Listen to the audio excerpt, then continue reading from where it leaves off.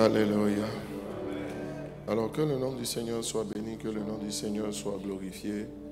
Il y a de cela quelque temps, nous avions entamé un message dont le thème était tout simplement l'onction de la colombe, n'est-ce pas? Nous parlions de l'onction de la colombe, du revêtement de la colombe. Le but du message, ce n'est pas de mystifier, mais nous voulons simplement aujourd'hui progresser dans l'enseignement en question. On va lire Luc chapitre 3, verset 21 à 22. Luc. Et ensuite Matthieu chapitre 10, verset 16.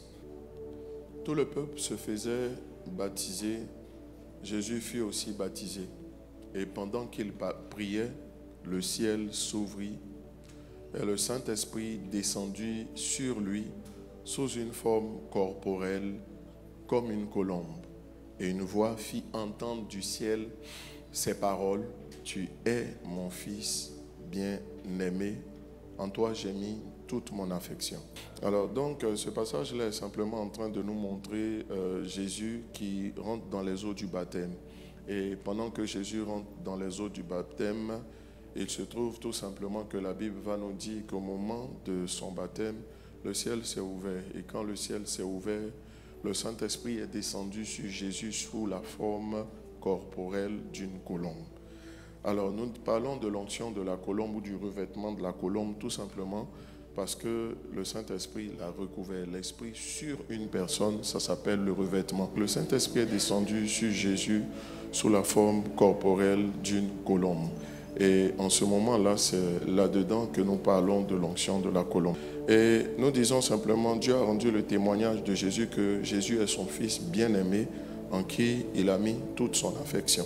Et donc, quand l'onction de la colombe descend sur une personne, elle vient authentifier qu'une personne est réellement fils de Dieu. Ce matin, nous voulons poursuivre dans l'enseignement. Donc, voilà, il dit, je vous envoie comme des brebis au milieu des loups. Soyez donc prudents comme les serpents et simples comme la colombe. Ce qui caractérise la colombe, c'est la simplicité. Et le mot grec qui est traduit en français par simplicité, c'est le mot akéraios. Et le mot akéraios signifie simplement ce qui est simplicité ou ce qui est simple. Et donc, dans l'identification ou dans l'étude des caractéristiques du cœur de Dieu, il nous faut simplement nous baser ou nous appuyer sur le sens du mot akéraios qui est traduit en français par simplicité, n'est-ce pas? Le mot grec akéraios qui est traduit en français par simplicité signifie aussi sans artifice. Le cœur de Dieu est un cœur qui est sans artifice. Un cœur qui est sans artifice. Totalement sans artifice. En français, le mot artifice signifie simplement ce qui sert à tromper, à se déguiser, à cacher. Lorsque l'on dit que le cœur de Dieu, qui est comparable aux qualités de la colombe, est sans artifice, ça signifie tout simplement qu'en fait, il n'y a rien qui est fait avec la volonté manifeste de tromper, de se déguiser, de se cacher. En fait, simplement, sans artifice signifie sans hypocrisie. Aussi simple que ça. Sans artifice signifie sans hypocrisie. Le cœur de Dieu n'est pas un cœur hypocrite. On dit d'une personne qu'elle a le cœur de Dieu. Ce sont des expressions qui apparaissent beaucoup, j'ai envie de dire, dans le langage évangélique de cette saison. Par exemple, le mot assoiffé, le mot passionné, le mot il a le cœur de Dieu. Mais il faut comprendre ce que ça veut dire. Parce que si on ne comprend pas ce que ça veut dire, si on ne comprend pas comment on peut manifester les choses, comment est-ce qu'on peut manifester les choses, comment tu peux devenir ou manifester le cœur de Dieu si tu ne comprends pas ou si tu ne connais pas les caractéristiques du cœur de Dieu. Le cœur de Dieu est un cœur sans hypocrisie. Le cœur de Dieu est un cœur sans hypocrisie. Donc, l'étude de ce matin va nous emmener à comprendre la notion profonde d'hypocrisie. C'est quoi l'hypocrisie? Qu'est-ce qu'il faut comprendre? Qu'est-ce qu'il faut entendre par un cœur sans hypocrisie? 2 Timothée chapitre 3, verset 1 à 5. Sache que dans les derniers jours, il y aura des temps difficiles. Sache que dans les derniers jours, il y aura des temps difficiles. Car les hommes seront égoïstes, amis de l'argent, fanfarons, hautains, blasphémateurs, rebelles à leurs parents, ingrats, irréligieux, insensibles, déloyaux, calomniateurs, intempérants, cruels, ennemis des gens de bien, traites, emportés, enflés d'orgueil, aimant le plaisir plus que Dieu, ayant l'apparence de la piété, mais qui réunit ce qui en fait la force. Il dit à Timothée, éloigne-toi, jusqu'à verset 5, j'ai demandé, éloigne-toi de ces hommes-là. L'apôtre Paul dit que dans les derniers temps, et nous sommes dans les derniers jours des derniers temps, il dit que les gens auront l'apparence de la piété, mais ils réuniront tout ce qui en fait la force. Autrement dit, dans les derniers temps, les gens seront hypocrites. Si on retourne au verset 1 de ce passage, il dit que, et même au verset 2, on peut continuer à dérouler, il dit les hommes seront égoïstes. Donc on va dire, si on parle d'hypocrisie, il y aura des hommes égoïstes qui se feront passer pour des gens serviables. Il y aura des gens égoïstes qui ne pensent qu'à eux seuls, qui donneront l'impression qu'ils se soucient des autres. Il y aura des gens qui aiment l'argent, n'est-ce pas, attachés à l'argent, qui feront semblant de ne pas être attachés à l'argent. Et ça se voit, ça se voit dans le ministère, ça se voit en toutes choses. Il y aura des gens fanfarons. Des fanfarons, ce sont des gens qui aiment se faire voir, c'est des gens qui aiment parler d'eux, mais qui donneront l'impression qu'ils sont humbles. Il y a des gens hautains, orgueilleux, n'est-ce pas, blasphémateurs, qui vont faire paraître qu'ils sont différents de ce qu'ils sont. Ça veut dire que dans les derniers temps, et je pourrais continuer, les gens vont montrer de ce qu'ils ne sont pas. Les gens vont montrer ce qu'ils ne sont pas et ils ne montreront pas ce qu'ils sont. Dès l'instant où on ne montre pas ce qu'on est, mais on montre ce qu'on n'est pas, dès cet instant, on rentre dans la catégorie des gens que la Bible appelle les hypocrites. Il dit ceci, il y a des gens qui vont paraître très spirituels, mais dans le fond, ils ne le seront pas. Il y a des gens qui vont paraître très, j'ai envie de dire, consacrés, marchant dans la crainte de Dieu, dans la sanctification, mais dans la réalité des faits, ils seront très loin de ce qu'ils montrent. Il le dit très clairement. Très clairement. Il y a des gens qui parleront bien de vous devant vous, mais qui, en votre absence, vous poignarderont. L'apôtre Paul dit que cela ne soit pas une surprise pour qui que ce soit, parce que ces choses, particulièrement l'hypocrisie, va s'insérer dans les hommes en général et un peu plus particulièrement dans les chrétiens, même dans la vie de certains chrétiens. Les gens vont montrer de ce qu'ils ne sont pas. Les gens vont vouloir dire ce qu'ils ne sont pas. On va rentrer dans la culture de l'image, dans la culture de l'apparence, dans la culture de la prétention. Le contraire d'hypocrite, c'est simplement, celui qui n'est pas hypocrite, c'est celui qui est vrai. Mais celui qui est vrai, ça ne veut pas dire aussi qu'il est insensé et puis qu'il s'exprime n'importe comment, parce qu'il y a des confusions aussi à ce niveau. Celui qui n'est pas hypocrite, c'est quelqu'un de sincère, c'est quelqu'un de vrai, c'est quelqu'un qui n'est pas dans l'apparence, c'est quelqu'un qui n'est pas dans la culture de l'image, c'est quelqu'un qui se montre exactement comme il est. L'hypocrisie, c'est un vice. C'est un vice. Il faut que tu réalises que c'est un vice. L'hypocrisie est un vice qui consiste à s'attribuer sciemment ou par calcul. Ça veut dire que c'est volontairement que vous le faites. L'hypocrisie consiste à s'attribuer sciemment ou par calcul une vertu que l'on n'a pas. C'est-à-dire que tu peux te faire passer, je le disais tout à l'heure, tu peux donner l'impression de marcher dans la sanctification, mais tu es très loin de la sanctification dans les faits. Tu peux donner l'impression devant le pasteur que tu es quelqu'un de loyal, mais tu es très déloyal. Tu t'attribues des vertus que tu n'as pas. Il dit, tu peux donner l'impression, les gens montrent qu'ils manifestent des vertus qu'ils n'ont pas. Et c'est vicieux de se comporter comme si. On peut justement aussi l'hypocrisie, c'est le fait de s'attribuer des croyances, n'est-ce pas, qu'on n'a pas. Il y a des gens qui sont de faux chrétiens, qui se font passer pour des chrétiens. Il y a eu des frères qui ont épousé des sœurs et juste après le mariage, ils ont disparu de l'église. Ils ne viennent plus à l'église parce qu'ils n'ont jamais été des nôtres. L'apôtre Paul dit, ils étaient au milieu de nous, mais ils n'étaient pas des nôtres. Un hypocrite peut se donner des croyances qu'il n'a pas. Il faut savoir ça.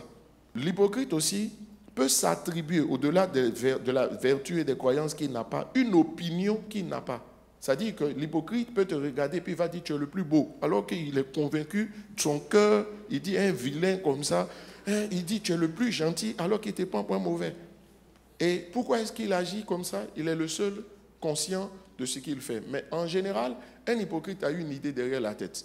On n'est pas hypocrite par hasard et on n'est pas hypocrite, on ne se donne pas, on ne s'attribue pas des vertus, des opinions et des croyances sans raison. Non, il y a un objectif que l'hypocrite veut atteindre.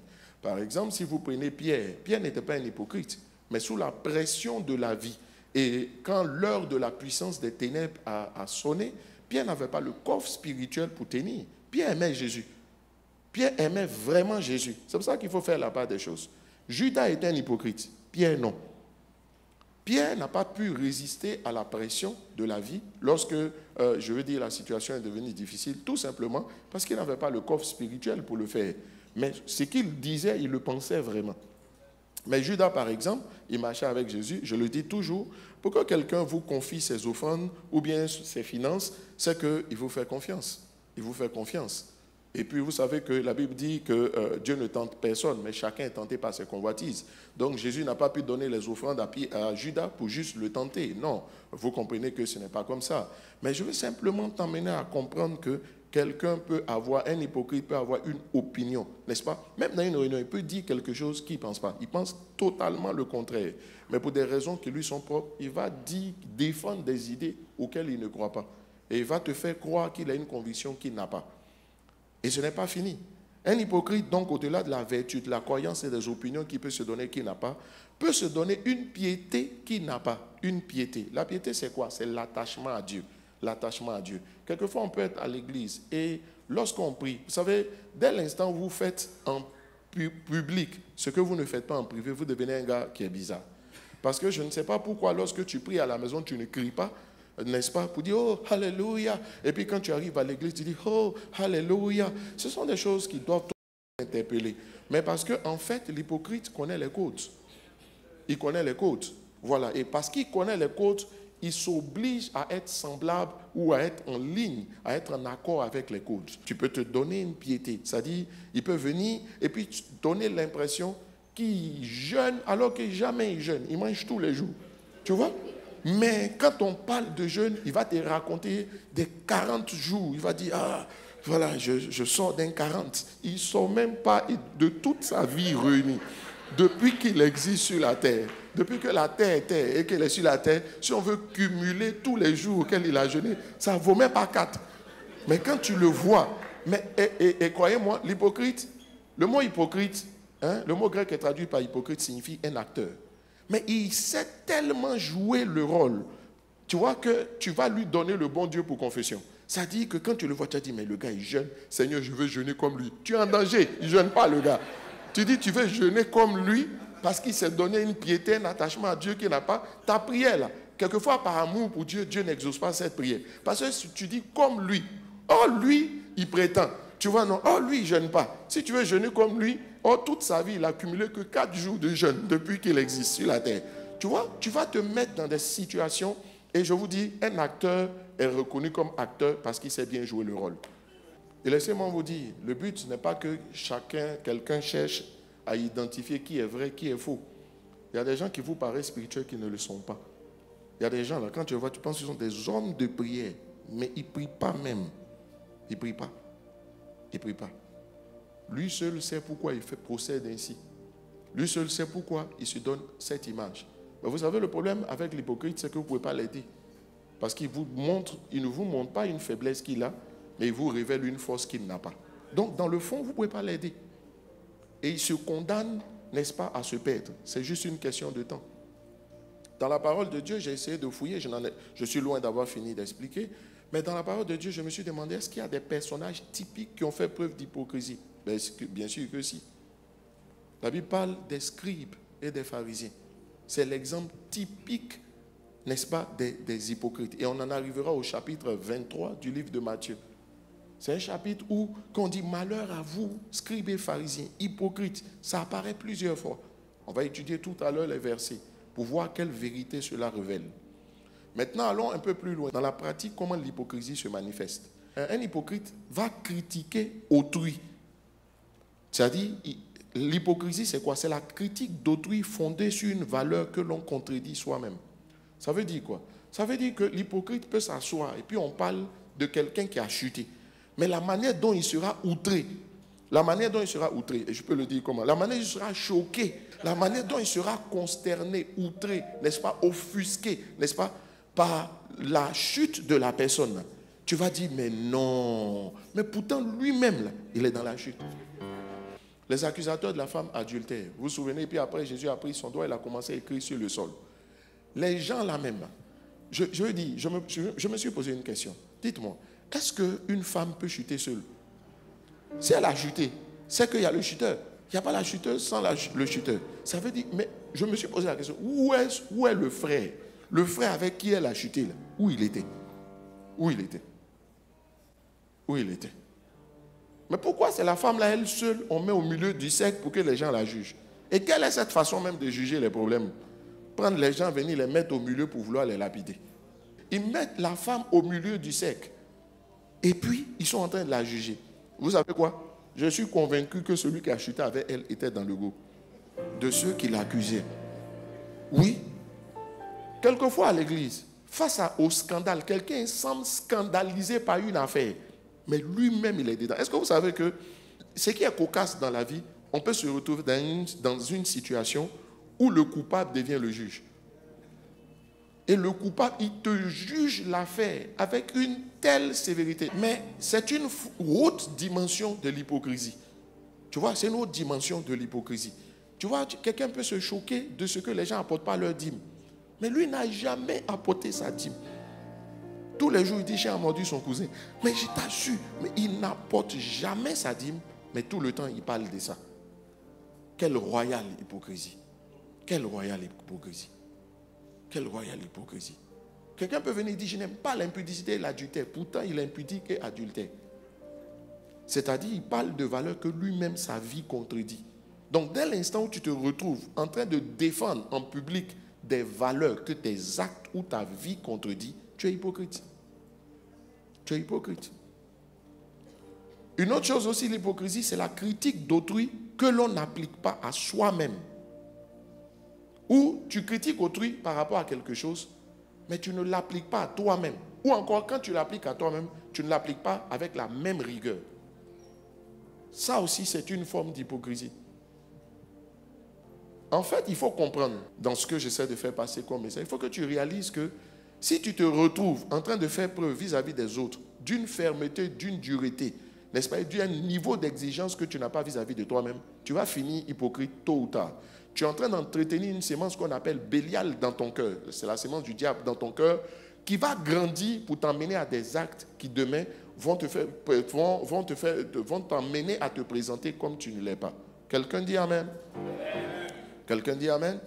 Et troisièmement, dans la pratique, l'hypocrisie va vous emmener à vous attribuer forcément des valeurs ou des pratiques morales. Vous ne les avez pas. Je l'ai déjà dit d'une manière ou d'une autre. Ce que je veux dire maintenant, c'est que l'hypocrisie fonctionne selon trois principes. Dis avec moi trois principes. Le premier principe, c'est le principe de la dissimulation. Le principe de la dissimulation. Le principe de la dissimulation, ça veut dire quoi? C'est cacher son jeu. Tu caches ton jeu pour faire croire quelque chose. Tu caches ton jeu. C'est ça. Quel est le principe, les principes fondateurs ou encore de fonctionnement de l'hypocrisie? Premier élément, la dissimulation. Souvenez-vous quand Adam et Ève ont péché, au début ils étaient nus, ils n'en avaient pas honte. À un moment donné, ils sont allés prendre les feuilles de figuier et se sont couverts avec les feuilles de figuier. Ça veut dire quoi? Ils ont caché volontairement des traits de leur caractère. Vous savez, il y a des personnes ici que vous voyez à l'église, elles sont très souriantes. Mais rentre chez eux à la maison, on te parle d'elles. Ou bien va au travail et qu'on te parle de ces personnes. C'est là de la dissimulation. Quelqu'un qui cache son jeu, il cache son jeu. Le principe des téléréalités, c'est qu'on met des caméras cachées, c'est ça, non? Et puis ça fonctionne. Et si on mettait une caméra cachée qui te suivait partout et qui révélait tous tes actes et tes pensées? Je vais te poser une question. Tu te classerais dans la catégorie des dissimulateurs ou bien des non-dissimulateurs? Premier élément, la dissimulation. Deuxièmement, la séduction. Je n'ai pas besoin de dire à mon papa que je t'aime trop, tu es le meilleur père de la terre. On s'en fout. On n'est pas dans un club de séduction. Ceux qui séduisent sont les fils du diable. Je n'ai même pas besoin que tu me dises, Daddy, tu prêches bien. Ici à Abidjan, tu es le meilleur prédicateur, comédien. Je ne suis pas le meilleur. Il y a toujours plus fort que le plus fort. Jean n'a pas fait du tapage, mais c'est à lui que Jésus a confié sa mère. Le troisième élément qui rentre en ligne de compte dans le processus de déploiement de l'hypocrisie, là maintenant, c'est la prétention. Voilà. Ça commence par la dissimulation, ça continue dans la séduction et ça finit dans la prétention. C'est quoi la prétention? La prétention, c'est se faire passer pour ce qu'on n'est pas. Ou bien vouloir dire que, qu'est-ce que tu veux dire? Qu'est-ce que tu veux dire? Celui qui prétend, c'est celui qui... Prétendre, ça veut dire affirmer. Tu prétends quoi? Ça veut dire qu'est-ce que tu veux montrer même? Qu'est-ce que tu veux montrer? Qu'est-ce que tu veux montrer? Il y a des gens qui vont faire beaucoup de bonnes choses parce qu'ils veulent montrer que. À partir du moment où dans ton cœur, tu veux montrer que. Là, on est dans le domaine de la manifestation de l'hypocrisie. Écoute-moi. Tu fais une faute offrande, tu fais une faute offrande. Mais dès l'instant où tu veux montrer que c'est toi qui as donné plus que tout le monde, ça pose un problème. Il y a des gens qui prétendent, ils veulent dire que, mais ce n'est pas le cas. Voilà le schéma. Dissimulation. Et si on veut bien fouiller, peut-être tu caches beaucoup de choses. Mais tu sais, en fait, mieux, je ne vais même pas me poser la question de savoir qu'est-ce que tu caches. Le jour où Dieu voudra qu'on sache, on va savoir. Et le but de cet enseignement, c'est que ce que tu caches là, tu l'arrêtes. Oui. Ce que tu caches, ce que tu sais que tu caches, il faut arrêter. Tu sais, je ne sais pas comment toi-même tu te vois. Je dis toujours aux gens, même toi, je te vois, tu es bien. Mais je sais que chaque homme, dans chaque être humain, il y a un roi et puis il y a un fou. Donc je sais que tu peux faire des choses un jour. Mais mon esprit est préparé, pas pour mal te voir, pour que je puisse amortir le choc. Oui. Combien de personnes, comme Jésus aurait traité avec Judas, s'il savait que Judas allait les livrer? Mais vous savez quoi? Heureusement que Jésus est Dieu. Fils, parce que si Jésus chassait Judas, qui allait le trahir? Comme on a accompli la prophétie. Donc il y a des choses que Dieu ne te dit pas et que Dieu ne veut même pas que tu saches, parce que le méchant la Bible dit Dieu a tout fait pour un but, et même le méchant pour le jour du malheur.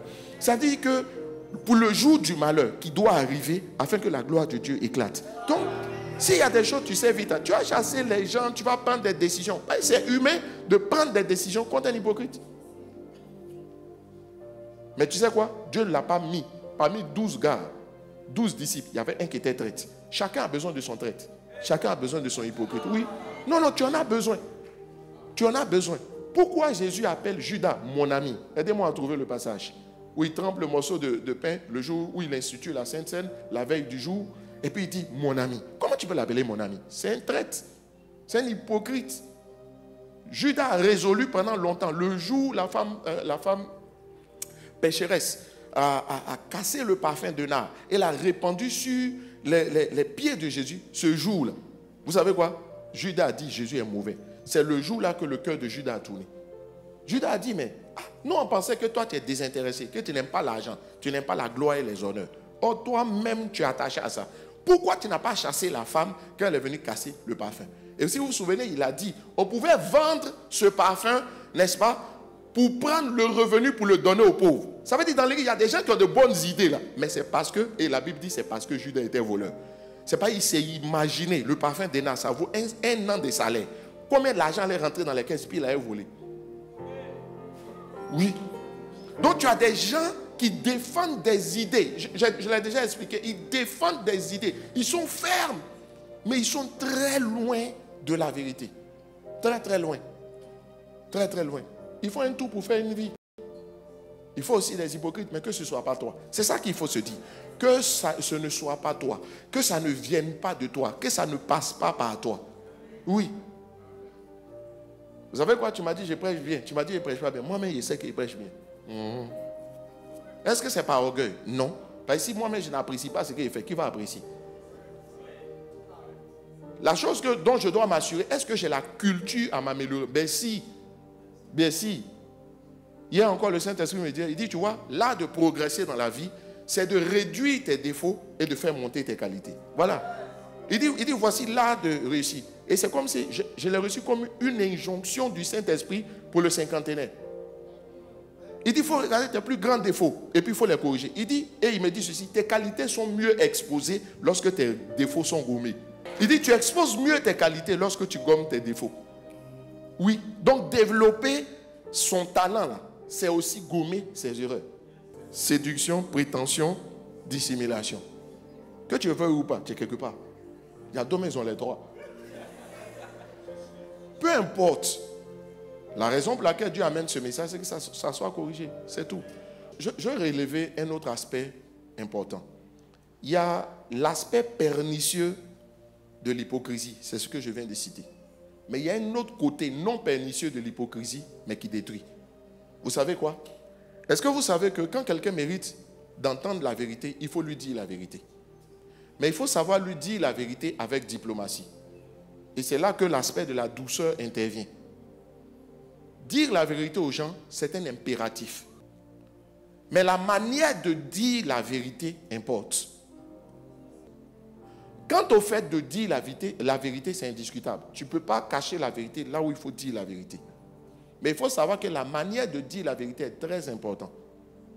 C'est pour ça que les gens qui aiment dire, ils aiment dire, oui, moi, il dit la vérité, moi, il dit la vérité. Tu sais pas, la vie ne fonctionne pas comme ça. C'est immature de dire la vérité de manière crue. En fait, dire la vérité de manière crue est la preuve que tu n'as pas contrôlé tes émotions. Le Seigneur dit ceci, il dit que le soleil ne se couche pas sur ta colère. Et il dit, quand tu te mets en colère, ne pêche pas. Ça veut dire qu'on peut se mettre en colère sans pécher. On peut se mettre en colère sans pécher. Oui. On peut dire la vérité sans être cru. Parce que si tu es cru pour être cru, pour blesser les gens, est-ce que c'est le but? Le but, ce n'est pas de blesser les gens. Le but, c'est ouvrir les yeux des gens sur une vérité dont l'ignorance peut leur être préjudiciable. C'est ça qu'il faut comprendre. Mais est-ce que le but, c'est de dire les choses de manière crue? Donc, il y a deux manières de dire la vérité qui posent problème. Dire la vérité de manière crue, ça, c'est manquer de douceur. C'est être méchant à la limite. Parce que je ne sais pas pourquoi tu as dit la vérité à quelqu'un. Pour lui dire la vérité, tu es obligé de casser la personne pour lui dire la vérité. Ce n'est pas nécessaire.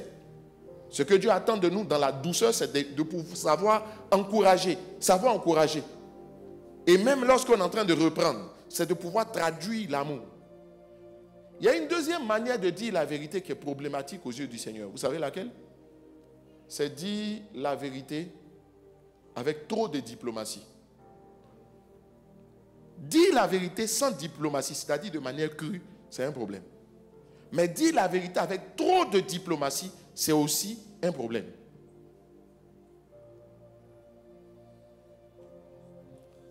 Dire la vérité de manière crue, c'est de la dureté. Dire la vérité avec un excès de diplomatie, c'est de la séduction. Or, la séduction est un aspect de l'hypocrisie. C'est-à-dire qu'on sait qu'à l'origine, le maquillage sert à cacher certaines choses. Et il le faut. Mais tu sais quoi? Trop de maquillage, ça pose problème. Un excès de diplomatie va vous emmener à édulcorer la vérité. Vous voyez, il y a des gens qui se soucient peu du fait de blesser les gens ou pas. C'est ceux-là qui basculent dans la dureté. Maintenant, il y a des gens qui se soucient tellement du fait de ne pas blesser les gens qu'ils sont excessivement diplomates. Ils ne disent pas les choses. Les deux posent problème. Et il y a une forme d'hypocrisie. C'est une forme d'hypocrisie aussi. Pourquoi? Parce que la dimension de la séduction, ça contient la dimension de la séduction. Tu vois?